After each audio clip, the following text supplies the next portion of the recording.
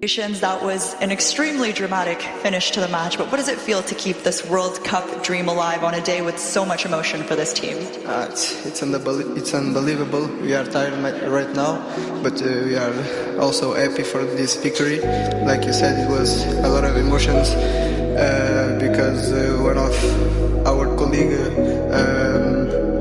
died 1 year ago, and this victory is for him and for his family and his brother. So there's a lot of emotions right now, and the most important thing is we passed through and we are so happy.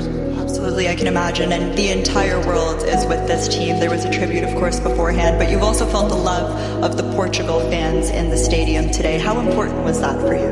It's amazing. Wherever we are, we have a lot of support of our supporters, and I think that's beautiful. Even 2 days ago, near to the hotel, it's amazing, and we are so proud to have this community, this Portuguese community here with us, and it's a pleasure.